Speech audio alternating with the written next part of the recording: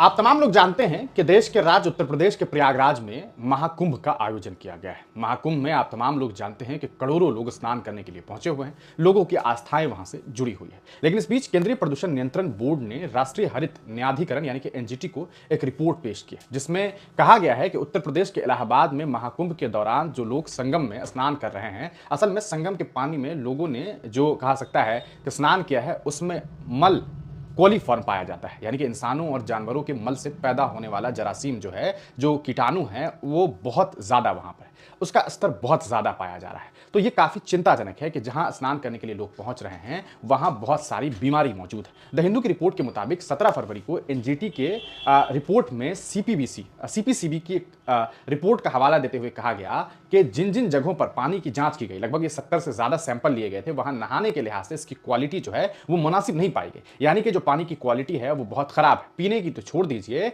नहाने तक के लिए इसकी क्वालिटी सही नहीं है। महाकुंभ के मेले के दौरान खास करके शुभ स्नान के मौके पर लाखों नहीं बल्कि करोड़ों लोगों ने संगम में डुबकी लगाई है, जिससे पानी में मल के जरासीम की तादाद बढ़ गई है। ये काफी चिंताजनक बात है। सीपीसीबी ने यह रिपोर्ट 3 फरवरी को एनजीटी को सौंपी है, यानी कि एनजीटी को सौंपी है। इस रिपोर्ट में सीधे तौर पर यह कहा गया है कि केंद्रीय प्रयोगशाला यूपीपीसीबी यानी कि उत्तर प्रदेश प्रदूषण नियंत्रण बोर्ड के इंचार्ज की जानिब से 28 जनवरी को भेजे गए दस्तावेज रिपोर्ट में यह जाहिर होता है कि कई जगहों पर पानी में मल और जो कोलीफॉर्म है उसके जो प्रोपोर्शन है वो बहुत ज्यादा है। कोलीफॉर्म वही कीटाणु है, कहा सकता है वो बैक्टीरिया है जो सीधे तौर पर लोगों की मल या जानवरों की मल की वजह से बनता है। एनजीटी की मुख्य पीठ इलाहाबाद में गंगा और यमुना के पानी की सफाई से जुड़ी जो है एक गठन किया है, एक टीम गठित की है और इस पूरे मामले में दरखास्त पर सुनवाई की जा रही है, रिपोर्ट पर सुनवाई की जा रही है। आपको बताते चले, इसके अलावा एनजीटी ने पाया कि यूपीपीसीबी ने अदालत के हुक्म के मुताबिक कोई मुकम्मल रिपोर्ट पेश नहीं की है। आदेश में कहा गया कि यूपीपीसीबी ने ट्रिब्यूनल के 23 दिसंबर 2024 के फैसले के मुताबिक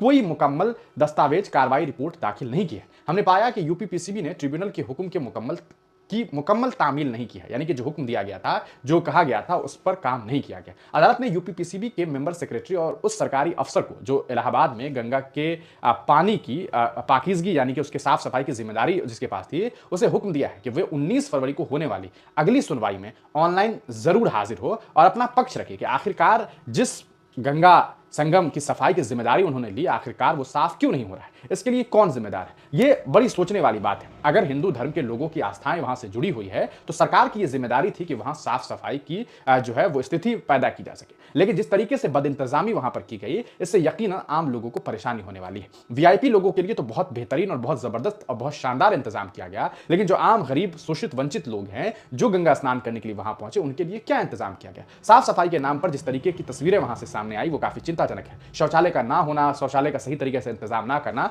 लोगों को इस चीज के लिए मजबूर किया कि वो गंगा किनारे और कहा सकता है संगम के किनारे जो है वो शौचालय की तरह उस जगह का इस्तेमाल कर सके, और उसकी कुछ ना कुछ मिकदार जो है वो उस पानी से मिलती हुई भी दिखाई दी। और यही वजह है कि जो रिपोर्ट सामने आई है उसमें साफ तौर पर यह कहा गया है कि संगम का पानी किसी भी तरीके से स्नान करने के लायक नहीं रहा। ये बहुत चिंताजनक मामला है। लेकिन सवाल यह है कि आखिरकार इस पर सवाल कौन करे, क्योंकि अगर आप सवाल पूछेंगे तो बहुत सारे लोग आपको इस पूरे मामले पर यह कहेंगे कि क्या आप एक धर्म विशेष के खिलाफ बात करना चाहते हैं। लेकिन मामला धर्म विशेष के खिलाफ का नहीं है। हिंदू धर्म के लोगों की आस्थाओं के साथ खिलवाड़ करने की एक कोशिश भी है कि अगर कोई व्यक्ति किसी की आस्था वहां से जुड़ी हुई है तो उस चीज का ख्याल क्यों नहीं रखा गया। क्या वो इंसान नहीं है। देश के अगर 40-50 करोड़ लोगों ने वहां स्नान किया है और उनमें से अगर 10-20 हजार लोगों की भी तबीयत बस इस वजह से खराब होती है क्योंकि वहां उन्होंने स्नान किया, वहां के कीटाणु जरासीम की वजह से उनकी तबीयत खराब हुई, तो इसके लिए कौन जिम्मेदार होगा। क्या गंगा की सफाई पर बात करने वाले, जो यमुना की सफाई की बात करने वाले लोगों की यह जिम्मेदारी नहीं थी कि वो संगम की सफाई करते, वहां पर तमाम इंतजाम करते। इस पूरे मामले को कहीं ना कहीं साफ तौर पर समझने की जरूरत है कि किस तरीके से यूपी की सरकार, प्रशासन इस पूरे मामले में विफल साबित हुई है। इस पूरे मामले को लेकर के आपका क्या सारे ख्याल है, अपनी राय कमेंट सेक्शन में जरूर दीजिएगा।